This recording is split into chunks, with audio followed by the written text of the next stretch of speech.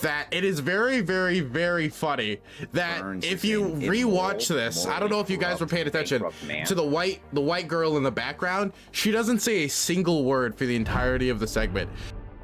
Okay, guys, it is time for me to stand up for white America. Okay, I need to stand up for white America.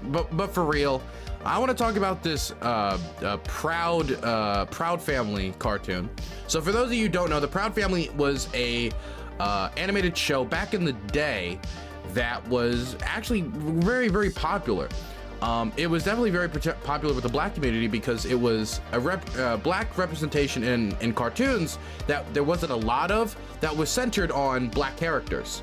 And it was good representation too. It wasn't like the stereotypical like type of black characters you'd see in a lot of cartoons. That's not to say it was always the best. They're like, the way they depicted their Asian characters wasn't the best. They actually improved them a lot with this show as well. So that's an improvement I commend the show for, is giving more, they flesh out characters more to just not make them kind of like almost like stereotypes. But they have rejuvenated the show. They've renewed it with a new animation style that's a lot more crisp and clean and modern looking. They, I think they add a few more characters. They have new storylines. So they basically brought back the Proud Family with a new modern look and a new modern twist to it. And during one of their recent episodes, I guess they started talking about racism, and they had, I guess, a slam poetry section. Now, I'm going to be honest, I am inherently biased against this segment, not because I'm white, but because I don't like slam poetry. Never have. I like poetry. And I don't know, as a man, is that weird to say? I like poetry. And this is why I loved Uncle Iroh so much. But I don't like slam poetry. I don't like it at all. I never have. So I'm already inherently biased against the segment for that reason. But this segment has been getting dragged everywhere as anti-white propaganda. I've seen this one Twitter account, and Wokeness, which has over 30,000 likes on this tweet, saying this is a scene from Disney Plus kids cartoon called The Proud Family. Blatant anti-white propaganda. And I saw a bunch of other accounts posting the same clip saying that this is anti-white propaganda against white people. So I wanted to watch this segment with you guys knowing my inherent bias against slam poetry. And I wanted to give you guys my impression and whether I agree that children across this country are being indoctrinated against the white man through the Proud Family cartoon. So I wanted to watch it. Let's watch the cartoon.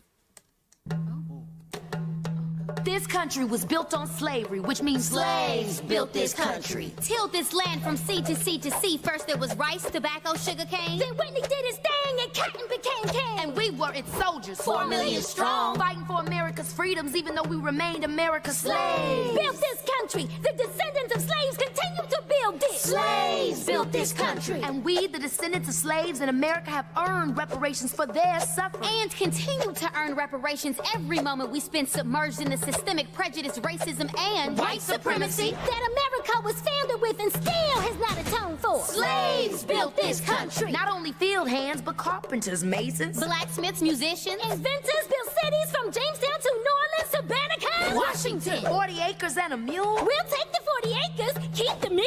We made your families rich. From the southern plantation heirs to the northern bankers to the New England ship owners, the founding fathers, former presidents, current senators, the Illuminati, the New World Order. Slaves built this country. We had Tubman, Turner, Frederick D. Didn't they say Lincoln freed the slaves? But slaves were men. And women. And only we can free ourselves. Emancipation is not freedom. Jim Crow, segregation, redlining, public schools feeding private prisons where we become slaves again. As we celebrate Juneteenth for the umpteenth time, our account is still outstanding. Cause this country was built on slavery, which means slaves built this country. And we demand our 40 acres and a mule. Bump that! You can keep the mule. Keep the 40. We're taking our freedom.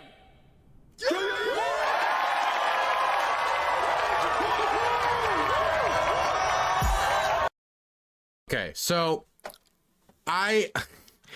again, I don't like slam poetry, right? So inherently, I'm already like not on the same, like I'm this is the content's not for me because I just don't like slam poetry. I also, it comes off as preachy, right?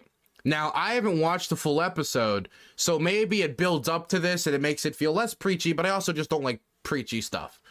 But what, like, that's not really like a complaint against the content of what's being said, just like the way it's delivered, right? I also do have to say that it is very, very, very funny that if you rewatch this, I don't know if you guys were paying attention to the white girl in the background. She doesn't say a single word for the entirety of the segment. She exists only to hold up signs, and like they will go around. Every single character gets something to say, and she's just like, I don't know. She's just like towering above them with signs, completely silent. Like if you look, even the time when they all speak together, right here, look. Keep the meal. We made your family's rich. And she's just looking angry and like saying nothing. And I do think that's really funny. Okay, she's like the token white girl. She's like, look, I'm one of the good ones. I'm up here, and I'm okay. Let me reel it in. Putting that funny fact aside. The substance of what's being said here, I don't really know exactly what the age group this content was made for, but if we're talking like, I don't know, 14, 15 or something around that age, even like a little younger, like, I don't know, I don't really see the problem with this being delivered to them. And honestly, the only reason I would have a problem with anybody younger having this delivered to them is I just don't know if they'd be able to like grapple with the subject being delivered in this manner, talked about in this manner. There was nothing in the substance of what these characters said that is inherently anti-white. There was nothing about this that was anti-white. The closest I can even interpret from the segment that was anti-white would be like, it says that America was founded with white supremacy and it has still not atoned for it.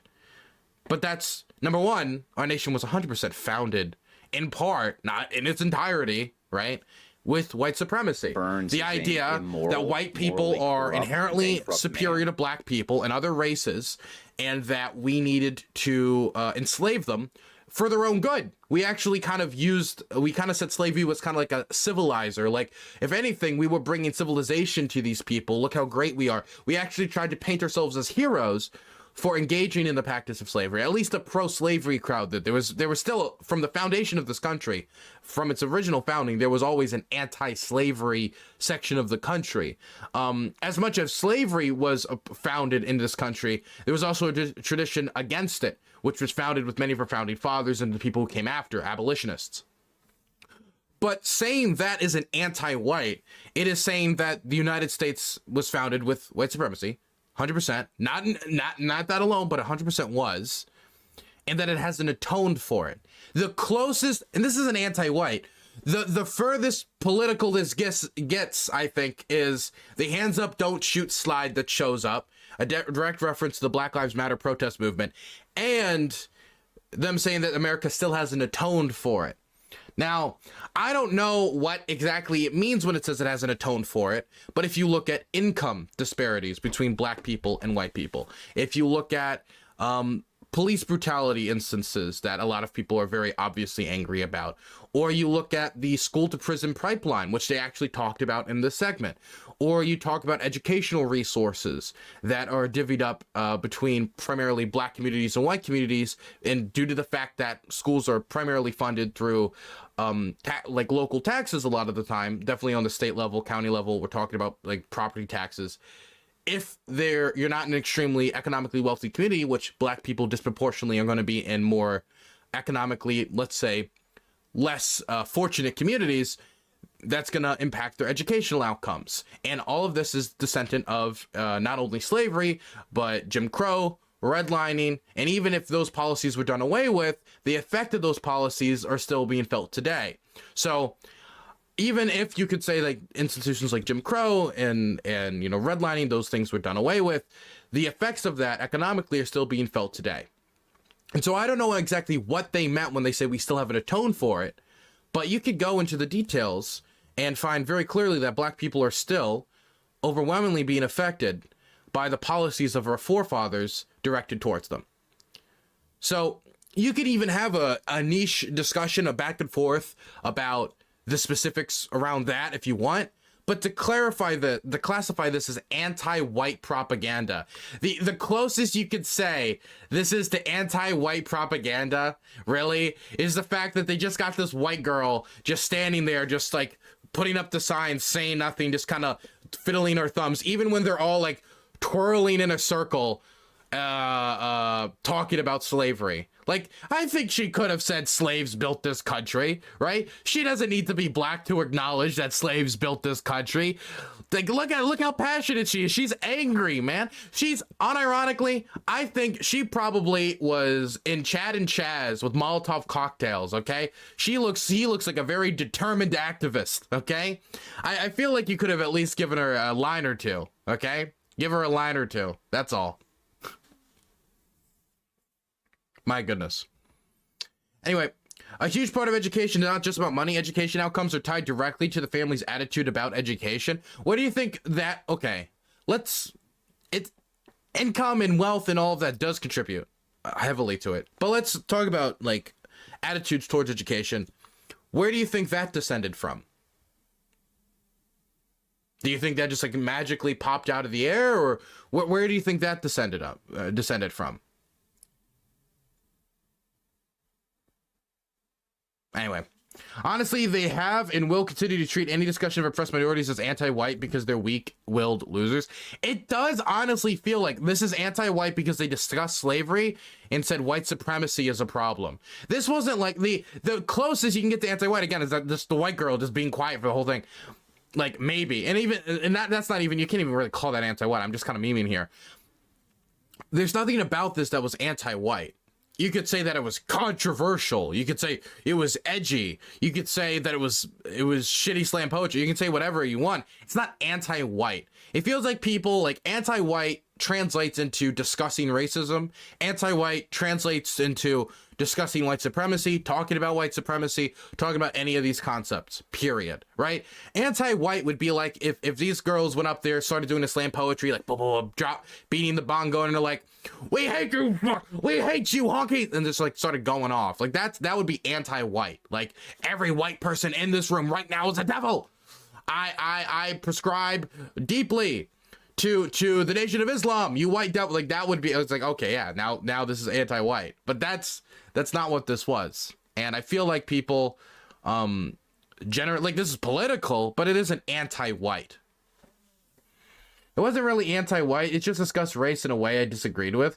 Like, and that's, you can say that and like talk about specifically what they said that was wrong. Don't just call it anti-white propaganda. Just be like, well, I disagree with the school to prison pipeline comment they made. I disagree with what they said here or there. Or you'd be like, hey, I disagree with their call for reparations in the middle of it, saying that they've earned the reparation, they need the reparation. You can go into the specifics about that. Don't just call it anti-white propaganda. Like, get into the specifics, but none of these Twitter accounts, none of these commentators want to get into the specifics because apparently none of them can literally even debate a children's cartoon. This is really anti-white, Dylan. Let's see it. White people, yay! White people having fun.